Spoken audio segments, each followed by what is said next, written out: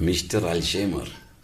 ചിലവർക്ക് ഞാൻ അൽഷൈമറാകാം, ചിലവർക്ക് ഞാൻ നല്ലോനാകാം, വെടക്കോനാകാം. ആരോ ഒരാളൊരു കമൻ്റ് ഇട്ടിട്ടുണ്ടായി, എന്തായാലും എനിക്ക് പിരാന്താണ്, നീ എങ്ങനെയെല്ലാം ജീവിച്ച മനുഷ്യനാ, ഇപ്പം എന്താ ഇങ്ങനെ. ഞാൻ ചിന്തിച്ച്, കാരണം എൻ്റെ ശരീരത്തിൽ നിന്ന് മണ്ണ് മണക്കാൻ തുടങ്ങിയിട്ടുണ്ട്, മണ്ണ് മണക്കാൻ തുടങ്ങിയിട്ടുണ്ട്. പരവിധി ചുമ്മായിട്ട് ചൊങ്കിൽ നടക്കുന്ന ശുചാഹത്ത് നാമുക്കുണ്ട് നാട്ടിലെ, കഥയെന്തെന്നറിവുണ്ടോ നാളെ കിടക്കുന്ന കബറെന്ന ഭയങ്കര വീട്ടിലെ. എൻ്റെ കൂട്ടുകാരിൽ ഒരുപാട് അസ്സലാമു അലൈക്കും പറഞ്ഞു പോയി കേട്ടാ, ഒരുപാട് പേര് മണ്ണ് തിന്ന്. ഇപ്പം അടുത്ത് ഇൻഷാ അല്ലാഹ് നമ്മളങ്ങോട്ടേക്ക് തന്നെയാണ്, കാരണം മണ്ണിൻ്റെ മണം വരാൻ തുടങ്ങി. ഞാൻ ഇന്ന് നിങ്ങൾക്ക് നല്ലൊരു മരുന്ന് പറഞ്ഞു തരാം. പീരാന്താണെന്ന് വിചാരിച്ചോളൂ, അതൊരു മൊഞ്ച. അതായത് രാത്രി നല്ല കടുപ്പത്തിലുള്ള കട്ടൻ കാപ്പി ആക്കുക, നമ്മളെ നാടൻ കാപ്പിപ്പൊടിയില്ലേ അതിൽ, എന്നിട്ട് പഞ്ചസാര ഇടണ്ട, 2 സ്പൂണ് ഒലിവ് ഓയിൽ അങ്ങ് ഒഴിച്ചിട്ട് കുടിക്കുക. എൻ്റെ മോനെ എല്ലാ രോഗവും പോയി. എന്ത് രോഗം പോയി? നമുക്ക് ഈ ശോചനം ക്ലിയറായി കഴിഞ്ഞാലുണ്ടല്ലോ, ഗ്യാസ് ട്രബിള്, നടുവേദന, തലവേദന, നെഞ്ഞുവേദന, ഇങ്ങനെ പറയപ്പെടുന്ന എല്ലാ രോഗവും അങ്ങ് പോയി കിട്ടും. ഒരു മനുഷ്യനെ ഏറ്റവും കൂടുതൽ സന്തോഷിക്കേണ്ട സമയം ഏതാണെന്നറിയാവുക? ഷെറ് വരുമ്പോൾ സന്തോഷിക്കണം. ഈ ഷെറ് വരുമ്പോൾ സന്തോഷിക്കണമെങ്കിലില്ലേ, നല്ലൊരു ഈമാൻ്റെ കട്ടി വേണം കേട്ടാ. അത് എല്ലാവർക്കും പറ്റുന്നൊരു സംഗതി ഒന്നല്ല ഈ ഷെറ് വരുന്ന സമയത്ത് സന്തോഷിക്കുക എന്ന് പറയുന്നത്. ഈ ഷെറ് വരുന്ന സമയത്ത് സന്തോഷിക്കാൻ കഴിഞ്ഞിട്ടുണ്ടെങ്കിൽ, അൽഹംദുലില്ലാ അൽഹംദുലില്ലാ എന്ന് പറയാൻ കഴിഞ്ഞിട്ടുണ്ടെങ്കിലേ, ഹൈറ് 100% 100% ഹൈറ് വരും എന്നുള്ളതാണ്. എന്തായാലും വരും.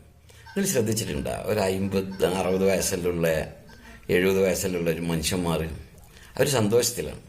കാരണം പലതും അവർ അതിജീവിച്ച് പിന്നെ ഒരു സ്വസ്ഥ ജീവിതമുണ്ട്. മനസ്സിലായില്ലേ? അപ്പോൾ ഷെറ് വരുന്ന സമയത്ത് നമുക്ക് സന്തോഷിക്കാൻ കഴിഞ്ഞിട്ടുണ്ടെങ്കിലേ, യാ അല്ലാഹ് വല്ലാത്തൊരു മൊഞ്ചാണ് കേട്ടാ. കാരണം ഹൈറ് വരുന്ന സമയത്ത് നമ്മൾ പൊട്ടിച്ചിരിക്കൂല, ഷെറ് ഓർമ്മയിലുണ്ടാവും, കൺട്രോളിൽ പോകും നമ്മൾ. മനസ്സിലായ? ഞാനിങ്ങനെ യൂട്യൂബിലും ചെയ്യുന്നത് നിങ്ങളെ പൈസ കിട്ടാൻ വേണ്ടിയിട്ടൊന്നല്ല കേട്ടാ, ഒരു ടൈം പാസ്.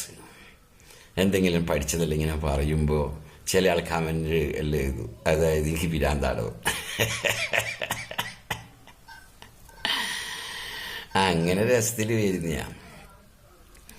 ഞാൻ ഇപ്പം അടുത്ത് ബുറൈമി എന്ന് പറഞ്ഞ സ്ഥലത്ത്, ഒമാനിൽ ബുറൈമിയിൽ കുറച്ച് ദിവസം, ഒരു കൊല്ലത്തോളം ഉണ്ടായി.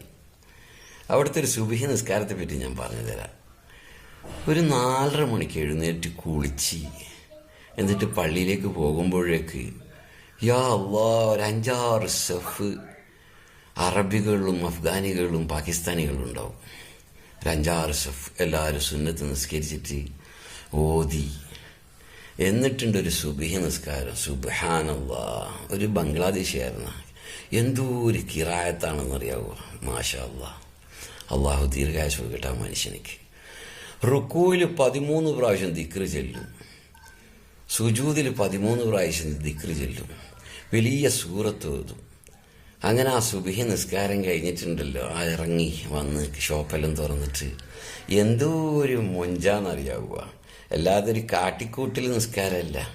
13 പ്രാവശ്യം റുക്കൂയിൽ ദിക്റ് ചെല്ലുക, സുജൂദിലും 13 പ്രാവശ്യം ദിക്റ് ചെല്ലുന്നു. എന്നിട്ട് ദ്വാരുന്നു, യാ അല്ലാഹ്, നല്ല ഊതിൻ്റെ മണത്തിൽ AC-യിൽ ഇങ്ങനെ നിസ്കരിച്ചിട്ട് ഒരു സ്വർഗീയ അനുഭൂതിയാണ് കേട്ടാ. മാഷാ അല്ലാഹ് മാഷാ അല്ലാഹ്. പടച്ചോനെ നമ്മളെല്ലാം അങ്ങനെ ആക്കിത്തരട്ടെ. ഒരു കൊല്ലത്തോളം ആ നാട്ടിലുണ്ടായി. വല്ലാത്തൊരു മൊഞ്ച കേട്ടാ, വല്ലാത്തൊരു മൊഞ്ച സുബഹി നിസ്കാരം. വലിയ വലിയ സൂറത്താണ് ഓതുക. ഓക്കെ, അസ്സലാമു അലൈക്കും. ബോറടിപ്പിക്കുന്നില്ല.